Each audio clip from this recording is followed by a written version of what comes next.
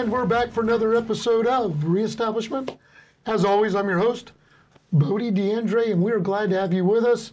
You know, the good news is that this podcast is catching on. Please tell your friends, neighbors, and whoever else you might meet to catch us on the Amplified Podcast Network or on Apple, and you can look us up and catch us on there. Today, we have a great episode that I'm excited about because it was me many years ago, and I'm watching a new generation do the same thing. So today, we're with the founder and the president of Elliott Canine Service. His name is Elliott, and so happy to have you here today. Welcome. It's a pleasure to be here. And so being a young entrepreneur is kind of where I want to start.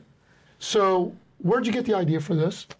Money. No, I'm joking. No, I've always done different things from the sense of selling little rocks when I was younger, stuff like that. Yeah. And I mean, being an entrepreneur, I always just wanted to have my own way to do something. I never like thinking that I am confined to do something a certain way. Right. That's why I always want to do things different. So I know your parents. Yes. And your dad told me stories when you were a young teenager about stuff you would do to try to come up with making money. Right. So you've always had a passion for doing it, but he told me that you've always had a passion with a purpose. Right. So when I heard about what you were doing, think back just a few months ago, we met. Yes. Like, we've known who each other is, but first time we really met. And within 5 minutes, I'm like, I need to have you on the podcast. Yes. Because I'm so excited about what you're doing. So you did little odds and ends. Right. And then what made you come up with, well, first of all, tell us what you're doing.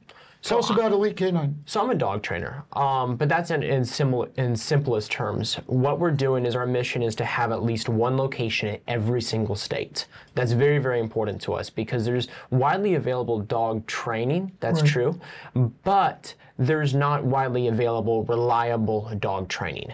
That's why, like, for instance, you think of a gold standard with something like Wells Fargo or something to that effect. You want to be with a bank that you recognize, not a bank that you have never heard of before. Right. So with Elliott Canine Service, our mission is to have widely available, reliable dog training. So within, for instance, the location we have right now, we've worked with over 1,500 dogs, which is very, very interesting. How long have you been in business? Technically 5 years, okay. Since the corporation's been founded a year and a half. Okay, and you are a nonprofit? We have a nonprofit division attached to it. Yes. So how's your company set up? As a C corp, an S corp? An LLC. It's an LLC. Yes. So Elliott Canine Service itself is an LLC. Okay. We have a branch of us that's a completely separate division with a board of directors, which is Canine Rescue for Warriors. That's where we focus on rescuing dogs from kill shelters, train them as service dogs for disabled veterans, and at literally no cost to them. That's amazing. So,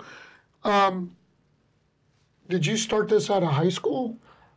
Or were you still in high school? I started it when I was 15-ish, 14. That's amazing. I always was obsessed about dedicating my life to something that I like, and I really just found dog training, and I was like, oh, you know. So your parents helped you set this up? Yes, yes, definitely. So you've been growing in this and learning, which is so amazing because I was the same way at that age. Right. We were talking about it before we came on, and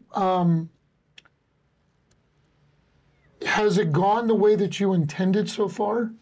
Well, when I first started it, I liked the idea of it. When we started growing, obviously, we had a lot of things which was cleaning, stuff like that. Yeah. And I actually remember myself walking around being like, I hate this and I want to quit. This was right when we didn't have any type of success. I was making an average of $1.50 an hour. Yeah. I was dedicating probably 50 or 60 hours a week into it. I thought if I worked at Publix, I'd be making a killing, you know? And so I was probably about 15 at the time. I wanted to quit. I was like, this is it, you know? But I realized if I quit, I would quit every area of my life when things got hard. See, that's an important thing right there. That is huge, that everybody listening and watching should take that to heart. Yes. Quitting will never see your dreams through. Quitting only equals, I've met people who quit, and people who quit at something, they're never really actually happy. So when did this start to turn around for you? Well, I mean, after I actually was able to hire a person on and start making a little bit more money, and I remember I started succeeding. It was probably about 6 or 7 months after I was like, I'm gonna quit. This is it. Right. This is irritating. Did your parents encourage you to stay? How did that look? Or did they know how you were feeling? I don't really verbalize, oh, I want to quit, because whenever I say that, I give it more power and the feelings, and it's very natural for someone to want to quit, especially like, you know, I mean, my parents and my family would be, you know, at the end of the day, 9 or 10 o'clock at night. My parents are always working, but they, you know, they'll be chilling out and working, and I'll be down cleaning crates from dogs. But they were supportive. Of course, the whole time, as much as you know, obviously, it didn't seem like the greatest career path at the time. Right. But I didn't even know it was a great career path or not. I was not sure. You were just following your passion. I was just following a passion and something I wanted to try out, and it slowly, after it became successful, I thought about it. And I'm like, I don't want to quit now. Now I'm successful with it. So many years ago, I listened to a guy who I followed him for years. His name is Steve Gilliland, and he's one of the top experts in training like Fortune 500 companies, their management. And I was driving down the road listening to him one time, and he said this: passion rooted in purpose and executed with pride. And I almost ran off the road because I was grabbing a napkin and a pen because I wanted to write that down. And since I heard him say that, that has been a part of my life. And that's been going on now for probably the last 15 years when I heard him say it. Passion rooted in purpose and executed in pride. And I think that's really where you've gone with this. How many employees do you have now? We have about 6 other people, and then when we also get a lot of different jobs done because we're consistently expanding the campus. So at one time, between private contractors, employees, and people just doing labor there, I mean, you can have upwards of 8 to 10 people there at one time working. So who or where did you get your business knowledge from? Well, obviously, my dad had a large impact on that because he was very smart with this. But there's a lot of people in the world that have very, very smart parents that don't succeed. And I believe the main reason why was I'm obsessed with an idea of making something big. Because I feel like when someone dies, a corporation is what will continue to live on, hopefully, if they raised up the right people. So when for instance, I'm not trying to create the greatest dog company in the entire world. I'm obsessed with that, and it has to happen, but it's perfecting a service-based industry. We're about to hit a point, and that where a service-based industry is going to hit a 180 turn with automation, everything like that. You think about it like this. You want to meet with a doctor. You don't need to meet with a doctor anymore. You can ask AI, take a photo of it, and it'll be able to tell you what a professional that studied 10 years can tell you. So we're hitting a point to where things are hitting a massive, massive change, and if you're not on the top end of it, you'll be on the bottom. Totally agree. You know, and that's just But are you learning like contracts? Are you learning how to make business deals? How to do your supplies that you need and how to negotiate those? All of that stuff, has it just kind of come natural, or do you go online and kind of take courses or look up stuff? No, I have a little Asian guy I got imported in, and he does a great job at that. No, I'm completely joking. With what we do, it's all about the customer side of things. If you give someone the greatest experience in the world, which is what I think my passion is actually for, and that's what we do here, if you give someone the greatest experience in the world, it's going to continue to grow. And the only way you can do that is by taking someone who is maybe a lot of our employees and staff are very intelligent people. Other people are not very intelligent. And that means every single thing that we do has written out with a protocol, step by step, that if you know how to read and you know how to move your hands and your brain can function, you can do the job properly. And but if a lot of our team, because that's made available for them, they can grow. Like we have someone who's hired on that's only been there for a couple weeks, and she is doing as good as a person that was hired on 4 years ago that didn't have any protocols. So you're raising them up. Yes. To be successful. Exactly. you know. So where are you at right now? Are you getting ready to start another one? Are you still building the original one? I'm working on a couple of the kinks with the original one. We finally hit a point to where every dog who graduates is at a quality level that the owner the very next day could go out in public and their dog will do picture perfect. Good. And it's just continuing with fixing the kinks to where we get to that point. So let's do a couple things real quick. Number one, let's plug you. So if somebody is listening today, yes, where do they need to go? They can go to ElitteCanineService.com. ElitteCanineService.com. That's where I went to learn more about your company. If somebody's from a different state, can they go through there too to get a hold of you? Yes, they can. If they're thinking about maybe partnering with you, or absolutely, if they got property or whatever. Yes. I'll let you deal with that. Okay. And then tell me where you're at now. What are the services you're offering now? We're offer anywhere from everything surrounds around behavioral training. So dogs that are aggressive, obviously, you know, reactive, want to run after a squirrel, want to run after another dog, and maybe do God knows what to them. But obviously, we do essential obedience, protection training, because that falls under the behavioral side of things. Right. And retraining. Yes. So if you have a bad dog, exactly, behavior, you can retrain. Exactly, and then also the service dog training, which is more of a smaller element of what we do. Like we go to, you know, kill shelters and take those dogs and turn them into service dogs for disabled veterans at no cost. Awesome. You know, but obviously those are all very important elements that all help build up what Elite Canine Service is. Yeah. You know, and I know that a lot of people have different interests in dogs and stuff like that, you know, but one of the number one things just that I always consistently keep in mind is what is the customer experience for our clients? I think so many people get sidetracked on what they're doing, how it benefits them, why do my employees want to stay with me, all these different things, how do we cut down cost, or how we want to build this out.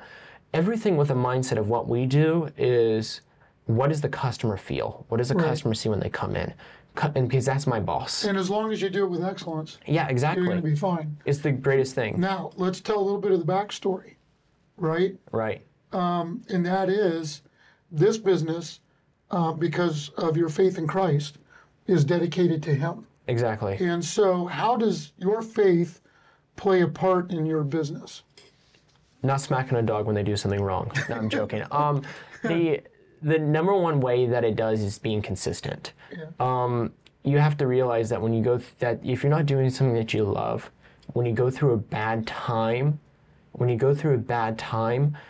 the reason why you're doing it will always show, and either you'll quit or you'll continue. And if the reason behind something's money, then when money leaves, you leave. Right. If the reason behind it is an enjoyment, that means when the enjoyment leaves, you leave. It has to be for an actual reason. A mission behind what you're doing. Right. You know, what is that mission? What is that mandate? What makes me get up in the morning when I feel sick and come to this podcast? No, I'm joking. Yeah. What makes you where you feel like when everything's going wrong that you're still going to get up and continue in the morning? And I feel like that's not connected to your work life, or that's not connected to those areas, you won't get what you're wanting to get to. Yeah. You won't be able to go where you wanted to go in life. So for people that are, maybe young people that are watching or listening that maybe have a passion and kind of wondering about how to start a business, we got to be honest with them, right? Right. You're probably like me in some respects, where I'm up at 4:45 or 5 in the morning. I'm praying for my employees. I'm starting my day. I'm reaching for the phone to check what I've missed overnight. And then I'm up early in the morning. And then I quit when the work that I can finish for that day is done. Right. I don't stop at a time. I stop when I can get a break in the work. Exactly. And so we got to be real with people to be successful and to do, to walk out your passion. There's a lot. It takes, you don't work by the hour, you work by the job, and you work by the passion. And so we want to encourage people to follow their heart, but we got to give them the realistic that there are long days. Right. And there's a lot to it. Yeah. I work 8 a.m., starting 8 a.m., actually starting for sure by 8:30 a.m. on a later day. Yep. And I don't stop working till about 9 p.m. at night. Yep. Then I take 9:30 at night, I take a break for about an hour and a half and I eat, and I usually then go from 10:30-ish, 10:45 till about 12 p.m., 2 a.m. in the morning. Yeah. And then I go to sleep, I wake up and do it all again. It's just different hours, but Yeah. pretty much same schedule as I got. Yeah. You just start a little bit When later. I first started, I didn't sleep for one day out of the week for almost a year straight. Yeah. I would take one night, I'd work throughout the entire night It's just and when never you get stop. my age, it's harder when you do that. Yeah, When I excuses, was younger, excuses. Listen, I am so joking. happy for you and what you're doing. And I really think that you're an encouragement to other people, Right. especially teenagers. And, you know, the Bible is very clear about don't despise people's youth. If we think in history, some of the best music that's ever been written across the genres, some of the best inventions were all done by teenagers. Right. And I think a lot of times it's easy to put folks down when they're really the ones that have the way forward for us. Right. And so, you know, I want this to be an encouragement. If you're watching, listening, I want you to think about what Elliott's done and where's the passion in your life. If you don't have a passion, you got to get it. How do you get it? We would recommend to know Jesus Christ. Number one, that's where you got to start. But think about then, what skills do you have? And where do you see yourself 5 years from now? Where do you see yourself moving? And if you don't have hope and you need that, then you really do need to fall on your knees and get an inside check of yourself and really find hope for the future for you and your life. I want you to go, I want to challenge you today to, if you've been watching or listening, to go to EliteK9Service.com. And I want you to check out what they're doing. I want you to support them. I want you to be thinking about them. If you want advice or help, if your dog needs help, I want you to go to them. They will help you in what you're doing and what your needs are. And it's been so great to have you. It's been a pleasure. Thanks. Thank you, and sir. we're going to do it again because I'm going to keep checking in with you, and let's see where we go. Well, I'd love it. If we do it again, let's talk about the most aggressive cases we've ever had. We'll do that. Yeah. Sounds good. Have a great day. Awesome. And we'll see you on the next Reestablish.